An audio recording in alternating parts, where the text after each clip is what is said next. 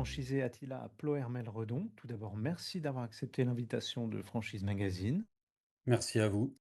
Pouvez-vous nous en dire plus à propos de votre parcours professionnel avant de rejoindre l'enseigne Attila? Oui, tout à fait. Alors j'ai 2 carrières, une carrière de commercial, sédentaire durant laquelle j'ai vendu, du vêtement, des véhicules, puis du surgelé, hein. J'ai été, de commerçant à responsable de magasin. Par la suite, je me suis reconverti dans l'industrie où j'ai occupé des postes de gestionnaire de flux, planification, ordonnancement, responsable de production. Puis voilà, depuis, quelques mois maintenant, je suis franchisé, Attila. D'accord. Quel a été l'élément déclencheur qui vous a donné envie de vous lancer dans ce projet, c'est-à-dire devenir franchisé? Alors, ça fait plusieurs années que je souhaite, m'installer, voilà, devenir, mon propre patron. C'est quelque chose que j'ai dans la peau depuis quelques années maintenant. J'attendais juste le bon moment, comme on dit, que les planètes s'alignent, hein, que le côté familial, soit un peu plus, léger, on va dire, avec, des enfants un peu plus autonomes, que, j'ai les ressources financières pour pouvoir le faire aussi. Puis, surtout aussi, et ça c'est prépondérant, la capacité, se sentir prêt, d'un point de vue bagage, technique, prêt à le faire quoi, tout simplement. Et comment est-ce que votre choix s'est porté sur l'enseigne Attila? Alors, j'avais la volonté d'avoir le support d'une franchise, parce que, s'installer, c'est bien, mais ça peut être, compliqué, de se lancer en totale autonomie. La franchise, me permettait de sécuriser un peu mon parcours d'entrepreneur et voilà, en fait, j'ai fait le salon de la franchise, au mois de mars, 2025. J'avais sélectionné quelques enseignes au préalable de ma visite et puis après, c'est une histoire de rencontres, d'hommes au sens, large, hein, voilà, les personnes que j'ai rencontrées sur le stand de Attila ce jour-là, m'ont donné envie de d'aller plus loin. D'où le processus, de cooptation, de découverte, en agence et puis le concept, m'a plu, l'esprit de l'enseigne, m'a plu et du coup, on a avancé ensemble comme ça jusqu'à la signature du contrat de franchise. D'accord. Et comment est-ce que le choix du secteur géographique d'implantation s'est fait? Alors là, j'ai une chance inouïe, c'est que le secteur sur lequel j'habite était vacant, donc ça s'est fait, naturellement, pas besoin de déménager. D'accord. Et comment avez-vous été formé et accompagné lors de votre arrivée au sein de l'enseigne? Alors, il y a eu, d'abord un parcours, comme je le disais, de cooptation, qui permet de voir un petit peu ce qui peut nous attendre, par la suite dans notre, futur, rôle d'entrepreneur et de responsable de son agence, franchise. Et puis ensuite, c'est un cursus, d'intégration qui dure, alors nous, il a duré 10 semaines parce qu'on a eu une semaine de convention, d'intégrer dedans. Sinon, c'est un parcours de 9 semaines dans lequel, on embrasse un peu toutes les disciplines. Donc aussi bien du RH, du commerce, du technique, du légal, de l'assurance, du management, voilà, toutes ces matières, le travail en hauteur et également, voilà, donc tout au long de ces 9 semaines de formation, on est formé par, des intervenants qui font partie soit du réseau de franchise, de la tête de réseau, soit, ce sont des intervenants extérieurs qui travaillent en partenariat avec, la tête de réseau. D'accord. À quelle date avez-vous démarré votre activité? Alors, l'activité a démarré le 8 décembre 2025. Après 10 semaines, comme je vous le disais, on a démarré, la formation le 28 septembre et ça s'est terminé le 5 décembre avec une ouverture de l'agence le 8 décembre. D'accord. En ce qui concerne la recherche d'emplacement, la recherche de financement, comment ça s'est déroulé? Alors là-dessus, on peut être un petit peu accompagné par la tête de réseau.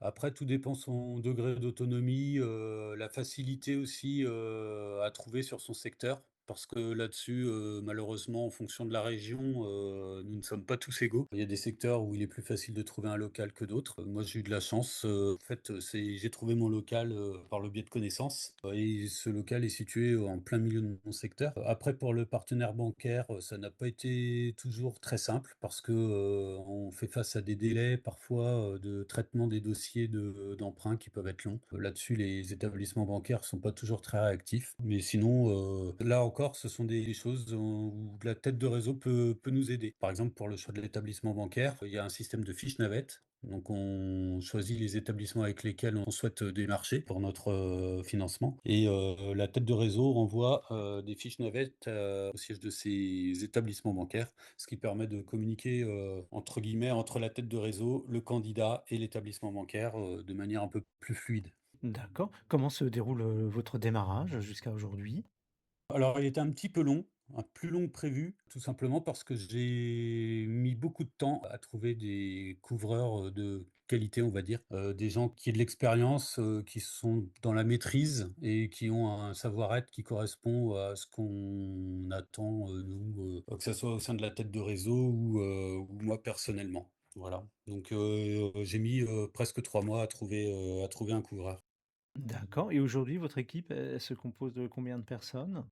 Alors aujourd'hui, j'ai un couvreur expérimenté que j'assiste au quotidien. Je suis sa petite main, en plus de mon activité d'entrepreneur. Mais ça, c'est un choix personnel, hein. Il y a d'autres franchisés, ne souhaitent pas monter sur les toits. Là, c'est au regard de chacun. Moi, j'aime bien ça. J'aime le côté technique. Après, je me suis adjoint les services d'un chargé d'affaires à qui j'ai redonné la partie prospection, visite client. Voilà, et puis bah, une assistante, Juliette, qui me suit depuis le début. Voilà. OK, très bien, et de quelle manière le franchiseur vous assiste dans cette période, de lancement?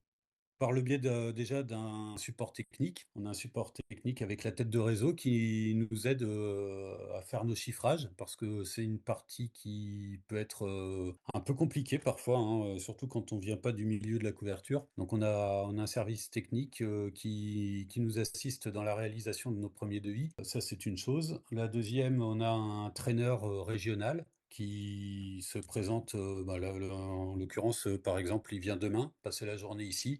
Et ça nous permet de repasser sur nos dossiers en cours, sur l'organisation, sur le respect des règles, qu'on a signées via notre contrat de franchise. Voilà, ça permet vraiment d'être cohérent dans la démarche de la tête de réseau vis-à-vis du réseau justement. Ça permet de tous être en phase et de proposer un service, cohérent et puis nous d'être alignés avec ce qu'on doit l'être. Puis sinon en termes, de support, je sais qu'on a la centrale d'achat. La centrale d'achat nous permet aussi de nous approvisionner avec les produits qui sont proposés par le réseau. Merci, et pour finir, quel conseil vous pourriez donner à quelqu'un qui hésiterait, se reconvertir et devenir franchisé comme vous l'avez fait?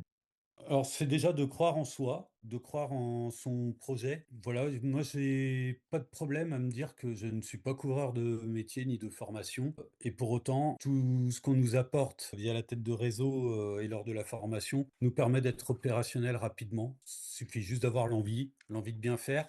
Et puis après, savoir aussi s'entourer. On peut ne pas aimer le personnage. Par contre, il a dit quelque chose de vrai un jour.